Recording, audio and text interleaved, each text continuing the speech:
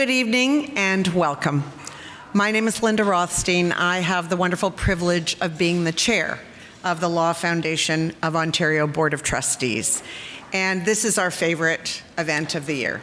We are so pleased to be gathering for the Guthrie Award to honor Francisco Rico Martinez.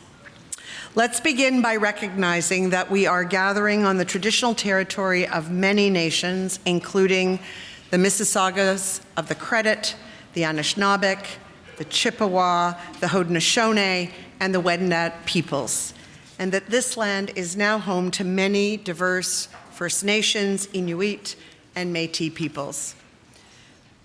We also wish to acknowledge that today, December 6th, is the National Day of Remembrance and Action on Violence Against Women.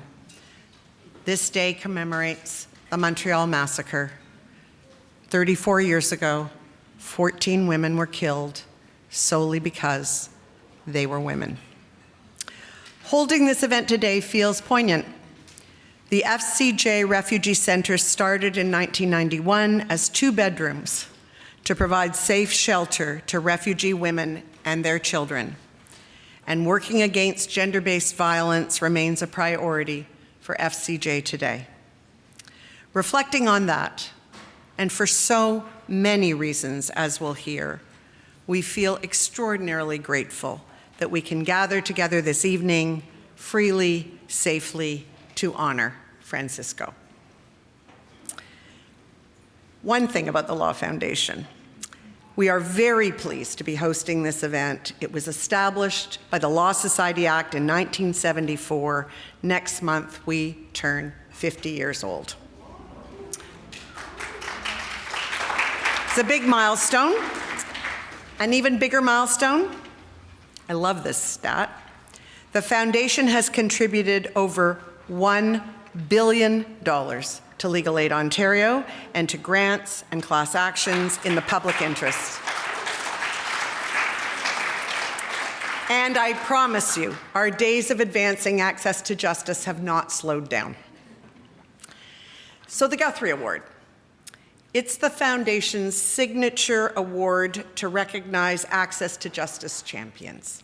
It was created in 1996 in honor of the late H. Donald Guthrie, the Foundation's longest-serving chair. He was appointed to the founding board in 1974 and served for more than 21 years. Like Donald, the esteemed group of Guthrie Award recipients share a passion for access to justice, especially for the most vulnerable among us. Neil Guthrie, whom I saw, son of the late Donald Guthrie, is very much here this evening. We're so happy to have you come, Neil.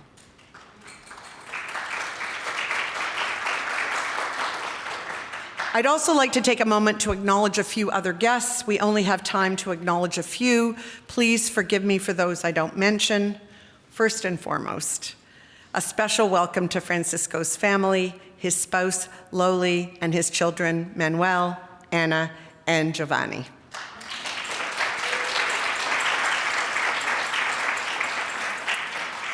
Welcome also to the FCJ broader family, including Diana Callego, who nominated Francisco for the Guthrie Award, Elizabeth McIsaac, who is president of Maitree, and Professor Sherry Aitken of Queen's Law, who both supported the award nomination.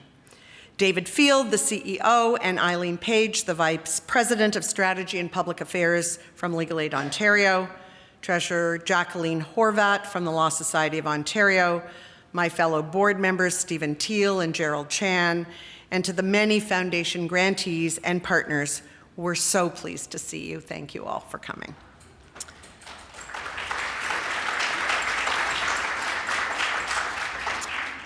But of course, I have to say that tonight feels bittersweet. The most special guest, our guest of honor, is not with us. This is the first Guthrie Award bestowed after someone has passed away. While Francisco is not here with us in person, his energy, his community are very much with us. At this point, I would like to invite Sister Lois Ann Bordowitz, FCJ, and Sherry Aitken to the podium Sister Lois Ann is past president, and Sherry is the current president of the FCJ Refugee Center. Would you please come up?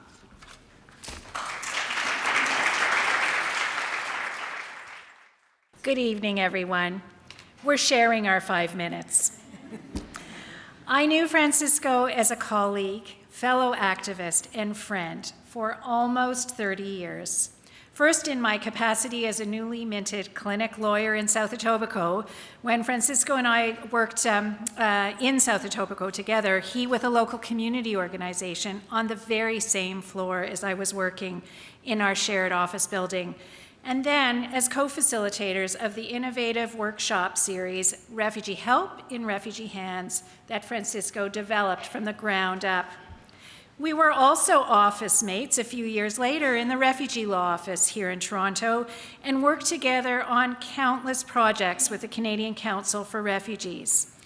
When my first term as CCR president was coming to an end, I opted not to run for re-election because Francisco, walking alongside me throughout my leadership and actively supporting me, was so obviously poised for that role.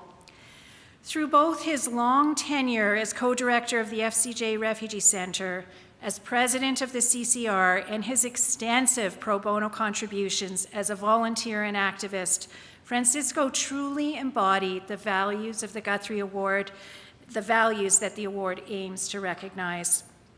As an advocate for refugees and other uprooted people, his life's work was centrally focused on promoting access to justice and justice itself for the most marginalized and vulnerable residents of our province.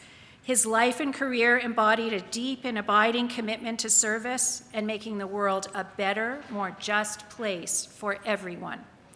Francisco organized rallies, spearheaded community fundraising drives, engaged in incisive policy advocacy, and a truly impressive record of finding a way around any legal roadblock. He was relentless. Through op-eds in print media and countless appearances in news and public affairs programs, Francisco was a leading voice for refugee and migrant rights in Canada and internationally. Francisco was unfailingly kind, generous, and compassionate with clients, professional colleagues, friends, and most especially his adversaries in government. That a few of those adversaries attended his funeral mass at Our Lady of Lourdes Catholic Church speaks volumes about Francisco. Francisco's legacy lives on in the work of FCJ Refugee Center today, just as his memory burns brightly in all our hearts. Sister Lois.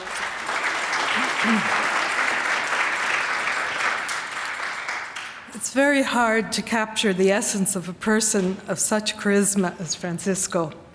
So I'm just going to share a few memories of my experience of him. One of the things that impressed me about Francisco was that he walked the talk when it came to his respect for women. He was always the co-director with his wife Loli, which had many implications, including equal salaries. He promoted many programs for women at the FCJ Refugee Center over the last 30 years. Francisco was always a great believer in the potential of a person and was able to help bring it about. When I first started working with Francisco and Loli in 1996, Francisco asked me to visit the Immigration Holding Center under the auspices of the Toronto Refugee Affairs Council. They had a memorandum of understanding with the Canada Border Service Agency for a volunteer to visit the center and provide the detainees with an encouraging presence, offering information, referrals, used clothing, etc. Needless to say, I was not very confident in my ability to be able to do anything. However, I am still visiting the holding center to this day. As many of you know, Francisco had a great media presence. He was the go-to person whenever refugees were in the news. One of the people who admired him and valued his opinions was Steve Paikin of The Agenda on TVO. I don't know how many times he appeared on The Agenda, advocating passionately for refugees. But to my great surprise, he appeared on The Agenda on a panel for soccer, his second passion. I will always remember Francisco as a great friend and passionate advocate who vowed to keep the door open for refugees. Thank you. As board chair, the Guthrie Award reception gives me the privilege to personally recognize real deal, grassroots access to justice champions. Our hearts break that Francisco is no longer with us, but what is ever present, and I think it's palpable in this room right now, is his spirit of compassion and integrity. Walking with uprooted people.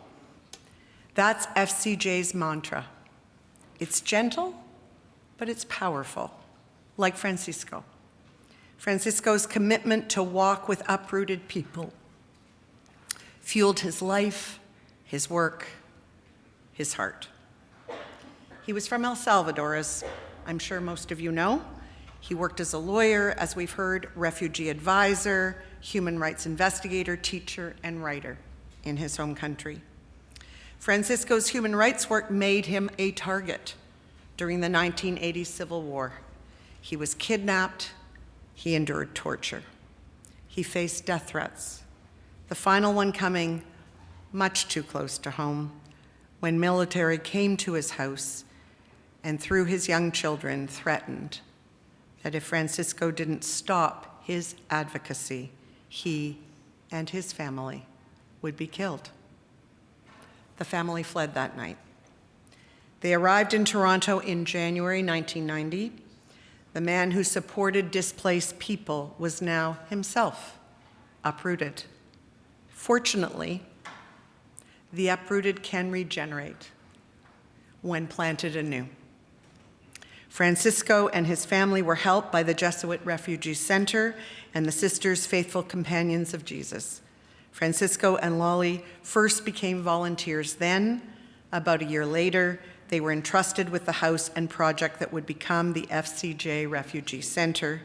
Francisco and Lolly ran FCJ together, as you've heard, for almost 30 years before he passed away from cancer in August 2021.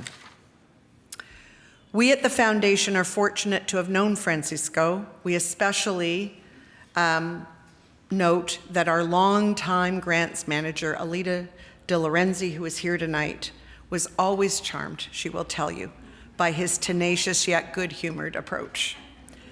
More money, Alita. FCJ serves refugees, migrants, and others with precarious immigration status. It offers dozens of legal, social, medical, and youth programs. Under his co-leadership, FCJ helped thousands of people find safety and status in Canada. Learning from the voices and experiences of refugees was crucial to Francisco. At FCJ, he helped create many programs to empower refugees and educate the frontline workers who serve them. Francisco made the invisible visible through his talks, his writings, his interviews, as you've heard. He highlighted the realities, the power, the dignity of refugees and people with precarious immigration status. It was through a partnership with the FCJ Refugee Center that the City of Toronto now recognizes Undocumented Residents Day yearly, an enduring recognition of the resilience of a community so often rendered unseen, unheard. Francisco was the first refugee to serve as the president of the Canadian Council for Refugees. This was very significant. His leadership helped transform the organization into an inclusive, member-driven coalition led by refugees and other newcomers.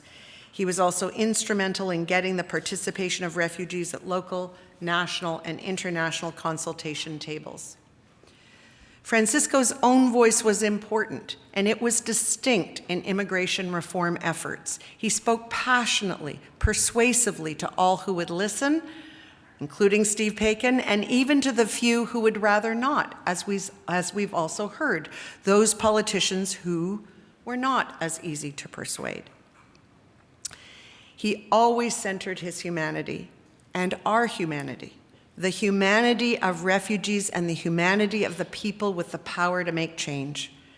He compelled ministers, public servants, and the legal community to prioritize justice, compassion, and dignity in immigration systems and laws.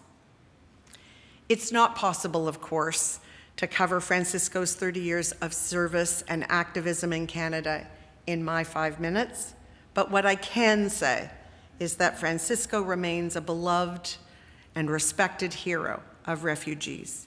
He devoted his life to awareness, education, advocacy for refugee rights, and a more just, fair, and humane refugee system. He literally welcomed anyone who needed help to his own home, his home with Loli.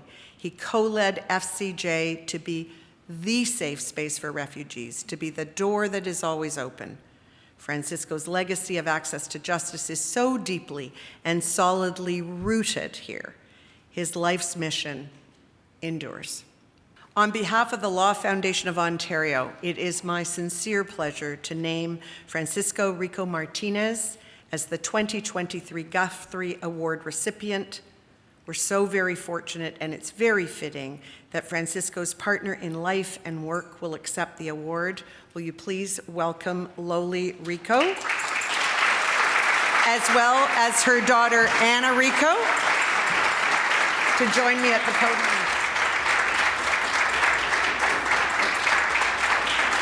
So we have to come over here.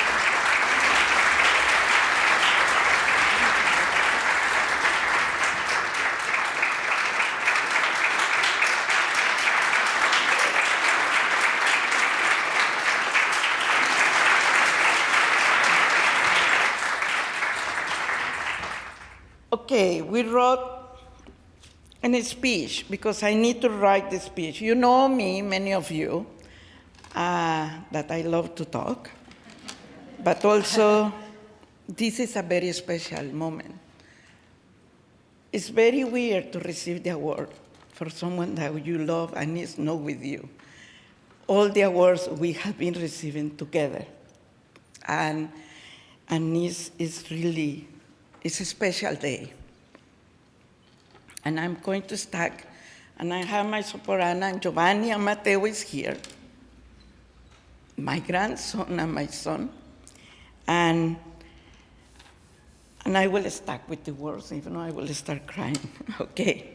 First of all, I want to say thank you to the Law Foundation, especially because without your help, as Francisco was saying to Alida, we need money. Without your help, we cannot keep open the door and protecting people and to do justice, to have access, at least, to the refugee process of any immigration process. And this is a big thank you and a big honor to receive the Guthrie Award. He is the person. I remember talking with Diana, that she was telling me in the car when we were coming that they were thinking to apply for him in 2019, 2020, but then the pandemic came. We start helping people without status, how we can support them to survive through the pandemic, and then he got sick, and where we are here. But on his behalf, which is big, and our children, Giovanni, his wife Carla, Ana Teresa and Mark, her husband, and Manuel, Manny, and our beautiful children, Cassie, Zoe, and Mateo. And Mateo is here representing them. And all my colleagues, and I'm seeing around, that have been working with us, but it's not just the FCJ family. Everybody who is in this room is the FCJ family.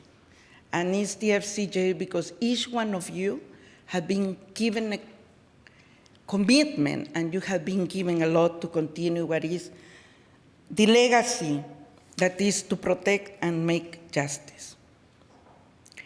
And also because you have been working with him to make a positive change. I want to share with you how Francisco was with all the working beside him and me. With Francisco, what you saw was what you got, because you know, when he needs to say the words he was saying, as Cherry was saying, that when he needs to speak, he speaks.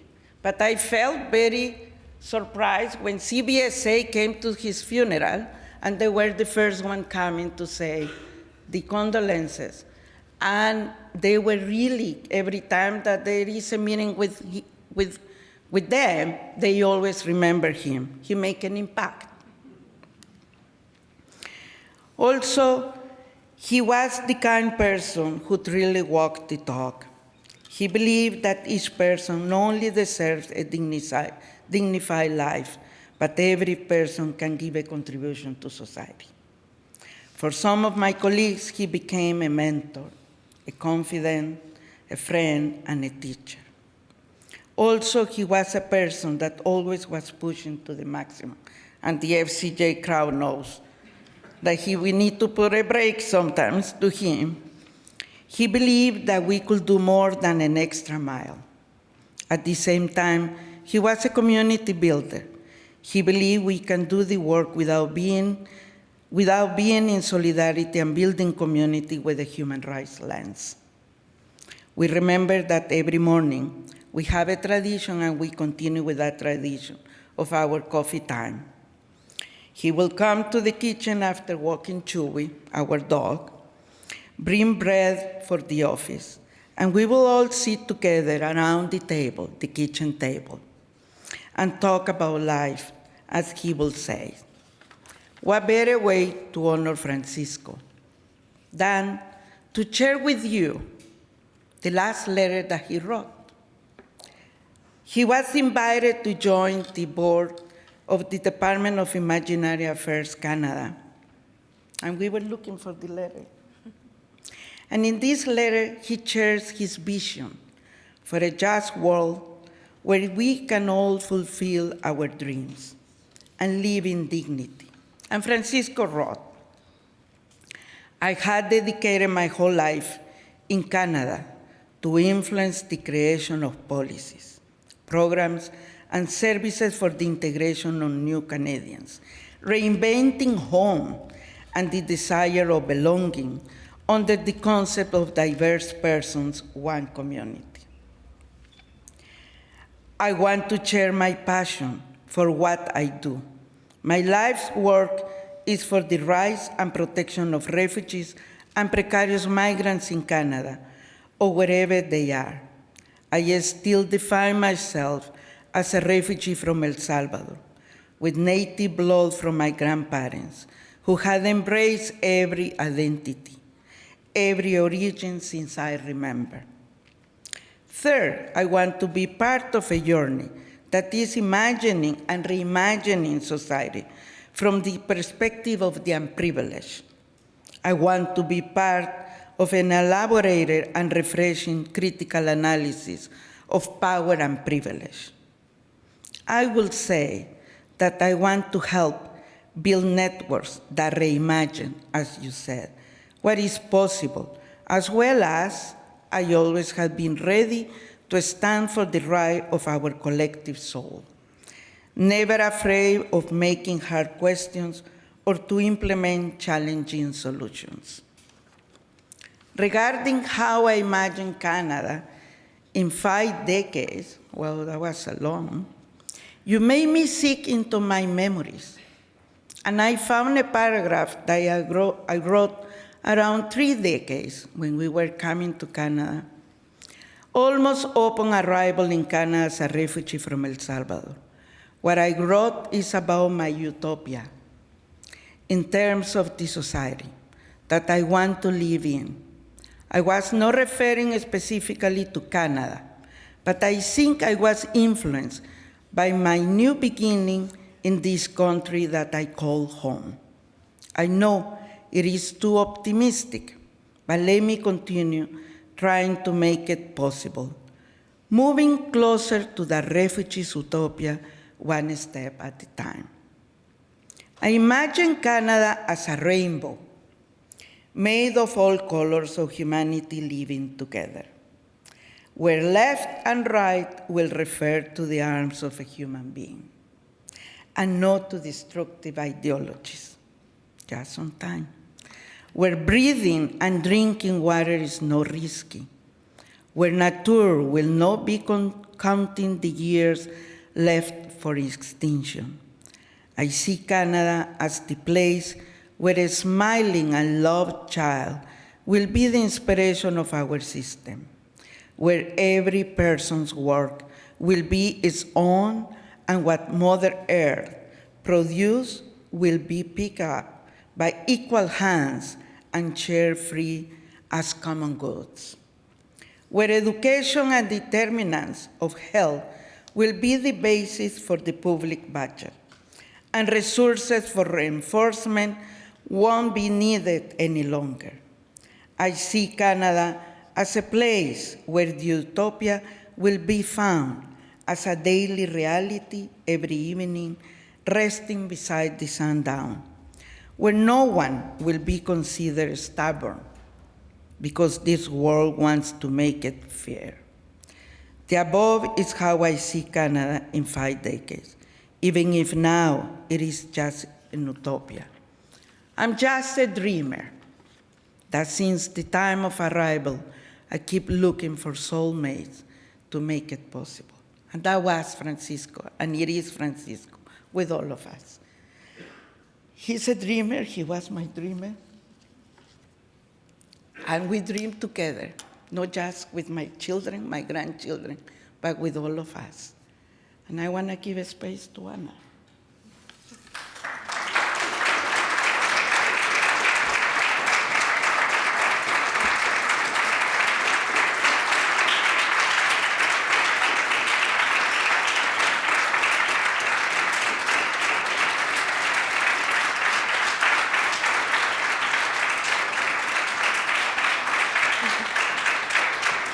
Thank you.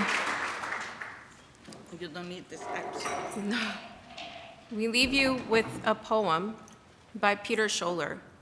My father and Peter met while Peter was chair of the Immigration and Refugee Board of Canada. My father, as always, tenacious, blunt, in your face, and ready to speak truth to power, left a lasting impression on Peter, whom at that time had a lot of say in how the tribunal ran, which directly impacted the lives of all those that came before it.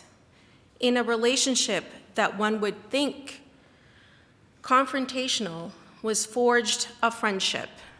This is how my father met soulmates in the unlikeliest of places to create his utopia.